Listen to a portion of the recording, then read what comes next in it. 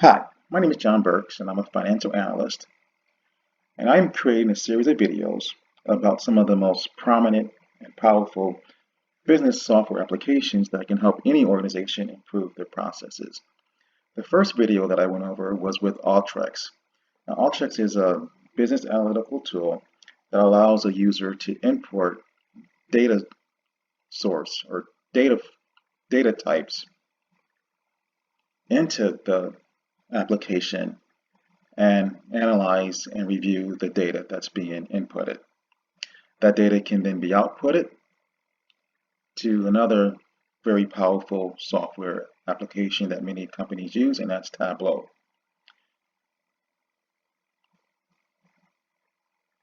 Now, Tableau is a good software that allows a person to create dashboards and present the data that was inputted to many people as visual aid when presenting the data. Now, this particular video is about statistics, and I will be using one of the popular softwares out there called RStatistics. Now, what I find is not only do you have to extract your data, you have to cleanse your data, and you also have to formulate the data, and then you also have to present it. One key factor that sometimes get missed is the statistical analysis of what's being reviewed. And in this particular video, I'm going to go over some basic statistics using this program. Now, you can use statistics in Excel, but I find that RStudio is more robust. There are also more user-friendly or other softwares that have a more user-friendly interface, such as Minitab and SPSS.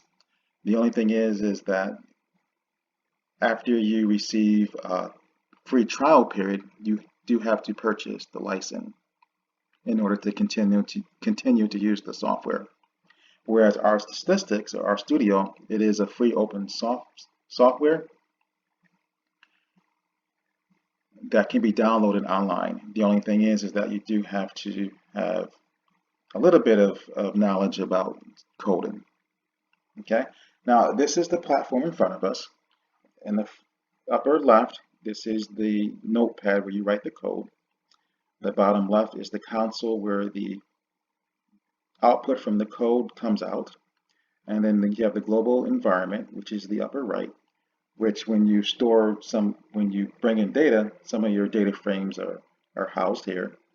And in the bottom right are other features of the software. Like for instance, this is the help section. If you have questions regarding the software. This is the package section where in order to use the software, a lot of people create their own code that helps you do more advanced statistical analysis. And also it has some packages that allows you to make more robust graphics when you're plotting your data. And this is the plots, which is where all your graphs and your data the graphs for your data will show up in this plot section over in this bottom right here as well. Now, there are a couple of ways that you can import your data. One way is to go to the upper right here, click the drop-down menu, and choose the file type that you want to bring in. You can also go to File, click Import Dataset, and it mirrors the other way to bring it in on the right. And there's another way is that you can bring in your code, bring in the data by actually writing the code, which is up here in the upper left. Now, in the notepad, what you'll see is the software is set up to where if you put a hashtag in front of the sentence or the word, it turns it green and it gives it some more organization and some more uniform, because what this allows you to do is to show the difference between the actual code that is written, which is below it, and the actual function or the function of what you're trying to do. So what it does, it keeps it more uniform and more organized and more clean when you're generating your code. Okay.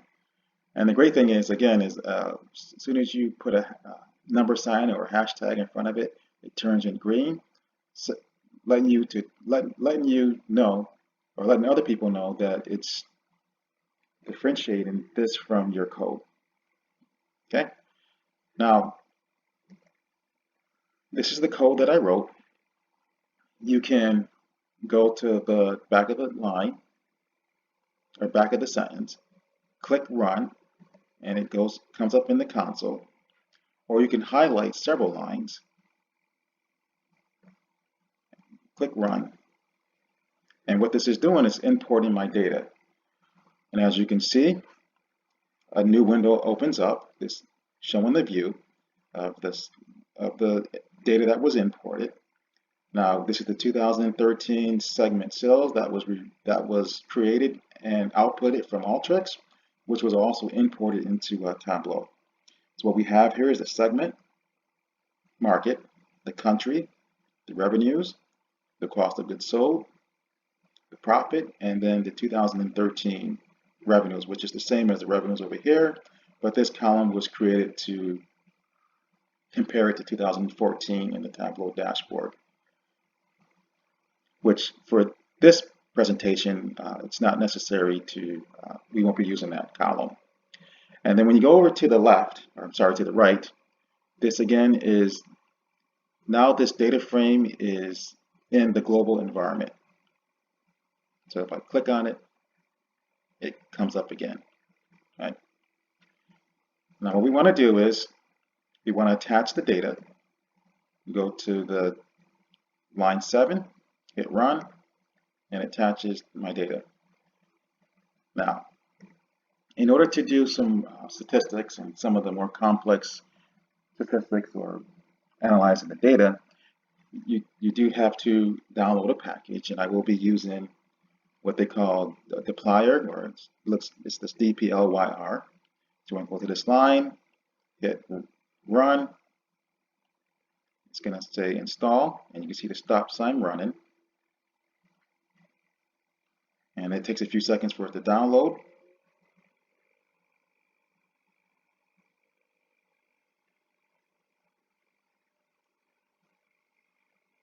Okay.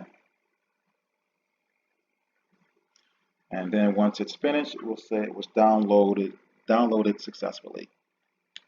Now what I'm going to do is also download the library for the dplyr, hit run, and I'm ready to go. Okay.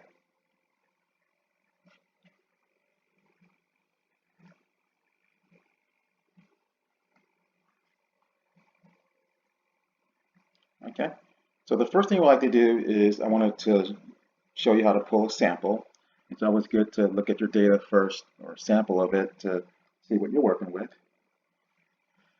And I'm going to go to line 1 again. It's just letting me know the type of action that I'm going to be doing.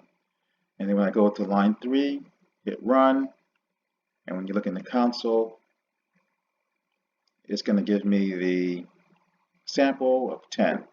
So I have the segment, country, the revenues, the cost of goods sold, profit, and then again the 2013 revenues, which is the same as the revenue column. Okay. Now, if you wanted to do a summary for the entire data that was imported, and what this is going to show you is like the mean, the medium, the first quartile, the third quartile. And it's also going to give you the type of characters for your categorical data. Okay. Now keep in mind, this is for the entire information that was brought in. So I haven't filtered or segment out any type of the I haven't segment out or filter on country or the segment. So this is everything on a whole. So I want to go here, um,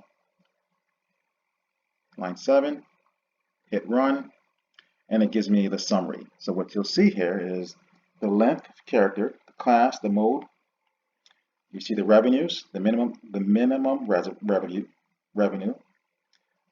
the first quartile, the medium, the mean, the third quartile, and then the max for all my revenues coming in.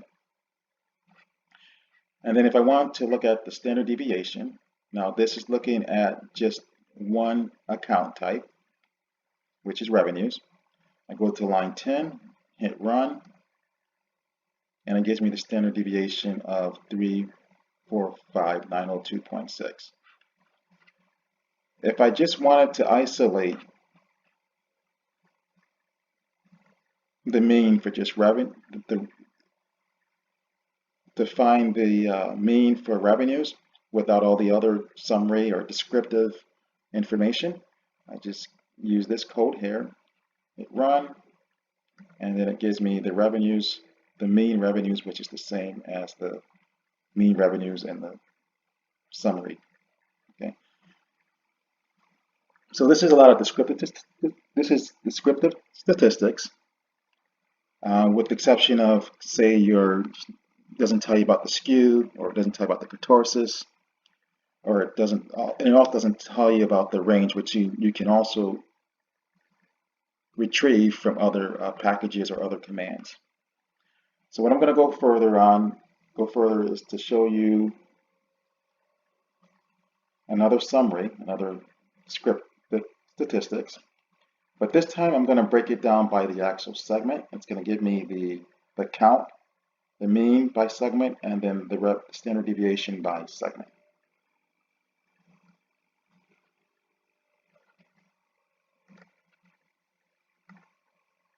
Okay, so by segment, for each segment we have a count of 20 of each. The mean for the partners is the 19,905, and then we also have the standard deviation. And then I can also do this by country.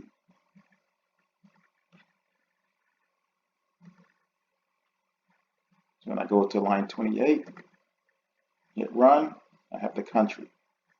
I have the mean for Canada of 258,794, and I also have the standard deviation. Okay. Now, if you wanted to look at your revenues to get a picture of how your data is distributed, because there's one thing that you have to do when you're looking at statistics. You have to look at the central tendency, the shape, whether it's skewed or whether it is the pitch or the kurtosis, and also the distribution, which would be what we saw some of the variation, the standard deviation. And then, of course, the central tendency would be your mean or your median, which we saw prior to this. Okay. So now you want to look at the skewness or the shape, and then I'm going to go to line 32 and run a histogram on just the revenues. And as you can see, it is really skewed, which will play a big factor in the type of statistical test that you run or hypothesis test, because the skewness, if you pick the wrong test, could cause you to come up with the wrong hypothesis conclusion. And as you can see, it is really skewed.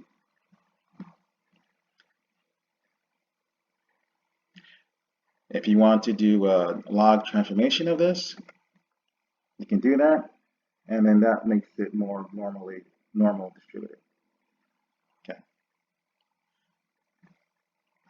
Another good function of this is if you want to see how two variables relate to each other. For this demonstration, I'm going to do a scatter plot for revenues and profit. Hit run, and there's our scatter plot, and it is linear in nature, which is expected because the revenues, of course, the profits are derived from revenues. So there's no surprise about the line here. Okay, so what I'm going to do now is I'm going to show you the group function. So what this is going to do is it says select and group. I'm going to select the fields that I want, which would be country and revenues, and then I'm going to filter on the country, which is France and Germany. I'm going to group by country, and I will also summarize by the mean of the revenues. So I'm going to hit run, and it gives me France and Germany, the mean for revenues for both country. And then if I wanted to do a t-test, I'm setting this up to do a t-test. So what I'm going to do is create another data frame, only selecting country revenues again, and also only the two countries, France and Germany. So I'm going to go to line 50, hit run, and what you'll see now, it created a data frame DF1. Okay, so if I click on DF1 in the global environment,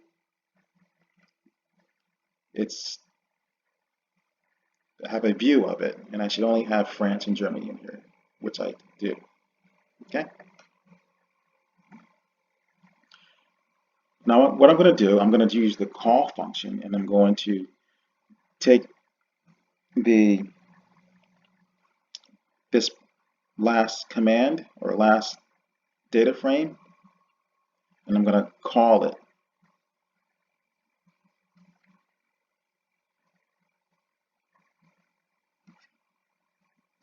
And have it named test AOV. So I'm going to call it now. Okay. And then, as I was saying before, in order to make sure that you choose the right statistics, you want to make sure there's certain assumptions are valid. So what I'm going to do now is look at the test of normality to see how my data is distributed to determine if it's normal distributed or not. So I'm going to go to line 60.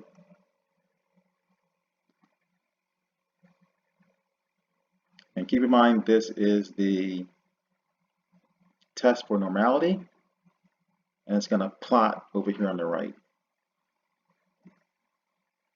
And as you can see, there is some normality. I do have some outliers. So what I would do if this was a true analysis of a company, if I was really working this, look at the outliers and possibly maybe remove those, because that could have a big impact on the skewedness of my data, which this is saying. And then if you want, and what we can do is we can look at this mathematically with the Shapiro-Wilk test to see if it passes the test for normality. So I'm going to line 64. I'm going to call it first, the plot, and then I'm going to run the test for normality to see what my variables are. And as you can see, the p-value is really, really, really small, letting me know that I should reject the null hypothesis that this is normal, and this is letting me know that it is not normal distributed. And what's going to happen is if you pick the wrong test, as we'll see right now, that your interpretation could give you some type 1 errors, meaning you would accept the null hypothesis when you actually should reject it. And we'll run a t-test, and you'll see that right now. So if I run a t-test on that, even though the data is not normal, we'll see what we come up with. Okay, so I got a t-value here. The degrees of freedom. I ran a Welch 2-sample t-test, and the p-value of 0.6928. So when I look at this, I look at the p-value, and you look at also look at the t-value and the t critical value on the distribution table, and you look at the p-value as well. When I look at the p-value of 0.6928 is larger than my level of significance of 0.05. To me, this is saying that I shouldn't reject the null hypothesis, but I'm looking at data, and the data is not normal, which is so. For this, I would have to run another test to see what's going on. Okay, and then we'll run another test that looks at the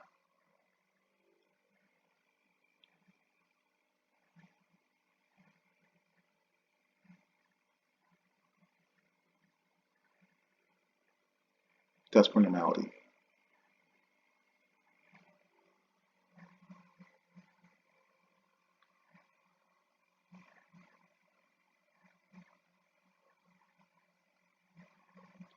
Okay, so what I'm going to do now is go into ANOVA, and I'm going to create another data frame for country and revenues to look at France, Germany, and Mexico. And I'm going to call this data frame 2. So I go up to line 81, hit run, and as you can see up here in the right column, upper right, I got a new data frame. So I click on data frame 2, and I should have France, Germany, and Mexico. Okay. I'm going to call it again. I'm going to do my test for normality. Again, we have the outliers again.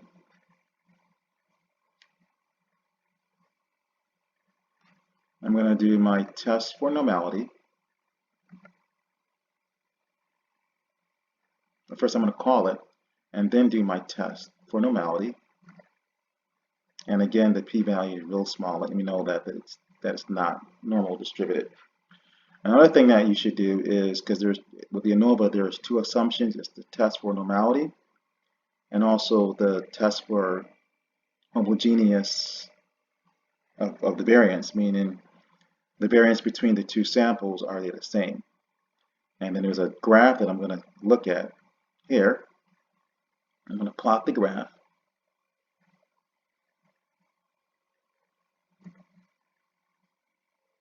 Hit run. And as you can see, you do have some points here that are when you plot the residuals versus the fitted, we do have points that are throwing this off. Okay. Now, if you went into for this, once again, we're just doing this for presentation. But I went and ran the ANOVA on the data frame 2. I'm going to call it. And down here, it's giving me the in the lower left, the degrees of freedom, the residuals, and then the country.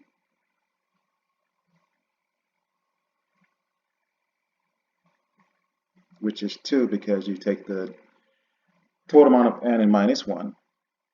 And then down here, you have your standard error. And then when I do a summary of the ANOVA,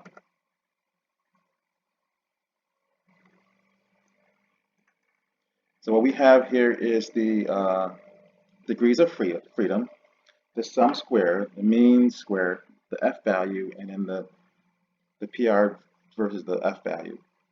And now the ANOVA, you have to look at the value versus the f value versus the f critical. Now the f value in S is letting me know that there is something that is significant, that's different, whereas the p value is going to let me know that everything in it is significant, or that everything that's in it is significantly different if the p value is relevant to this, relevant to the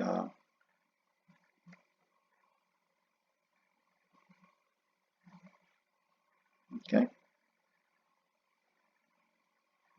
Now this is supposed to have the significant codes to let you know the p values, which ones are really impacting, but it's not showing up on here.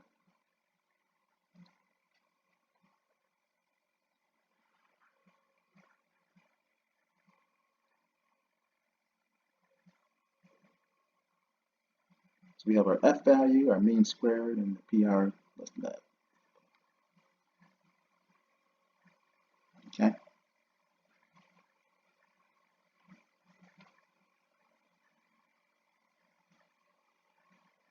Now what I'm going to do now is show you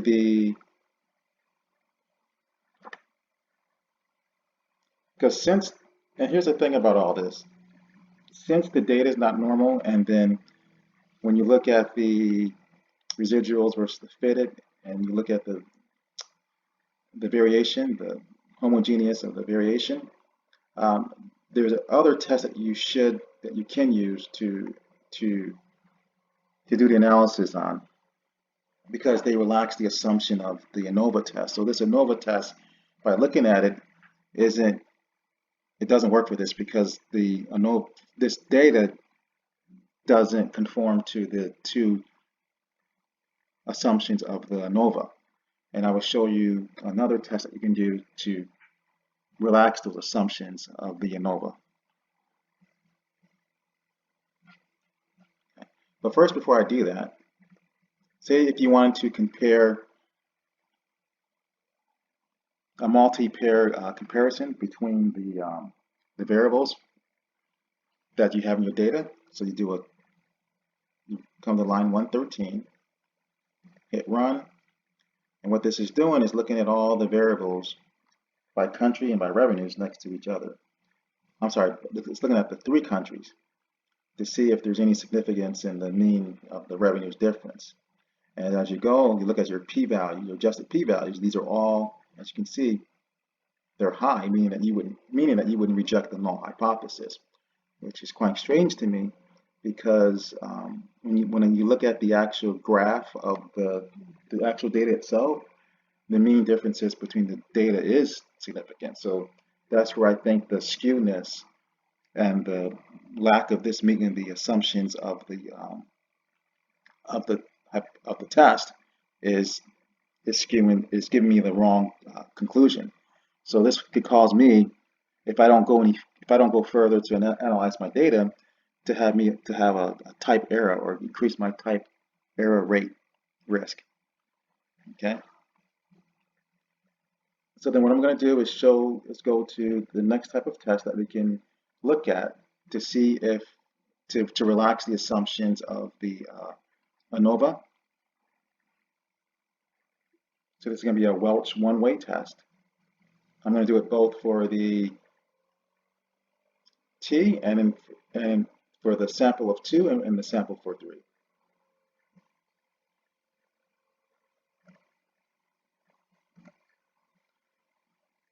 And then when I run that, when I'm looking at the sample of just 2 countries, it gives me a p-value of 0.698, 6.6928, degrees of freedom of 1. And then when I look at the 3 countries, I got degrees of freedom of 2 and a p-value of 0.8405, which to me this is still alarming because my p-value is quite high. So there's something going on with the data that I would have to go even further to see what's going on. So I to go see what's going on with the actual the data. And then lastly, there is another non-parametric test you can do on data that doesn't conform to the assumptions of the test. And I'll run that, go to line 122. And then when you run it, again, we have a p-value of 0.9791, degrees of freedom of 2, and now we have the chi-square. So looking at this, and since this was just for demonstration purposes, if this was real data on a company, I would go even further and delve in further and maybe remove some items to make to review the items and then and look at the data to see why I'm giving these values and to see maybe the data coming in need to be cleansed as far as if I have null values or zeros or anything like that that's impacting the data. But for presentation purposes, this is how you would do some of the basic statistics. I went from some descriptive statistics. I showed you how to bring the data in, how to do summaries, how to run tests, how to test for normality, how to test for the variations of the samples if the variation is the same. how to do a ANOVA, how to do a t-test, histograms. So it's a good start. The only thing is that when you're running these analysis, you do have to, if certain results are coming up, you have to go in and see why you're getting those results. Okay. So having said that, that is our statistics. Very basic. One other thing I would like to show is exporting the data. Now, if I wanted to export the one of the data frames, now like data frame 1, you have to load, install a package. If you want to do it to Excel, so I'm going to hit run. That package is running right now, and it takes a few seconds for it to upload, and then it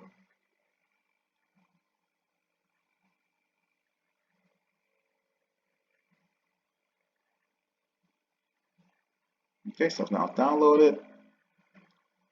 I hit the library, and then I have to set the working directory, which is this code here, to my desktop. Hit run, and then I'm going to export data frame 1 in the Excel here. Go to line 9, hit run, and that should be in my folder. And then if I want to write to a CSV, just go down to line 12, hit run, and then it should be in my folder. Okay? So that was our statistics. It's a great software to learn. The only thing is there is some coding that you have to learn. And if you get past the coding and learn that, then it's a great skill to learn. Having said that, so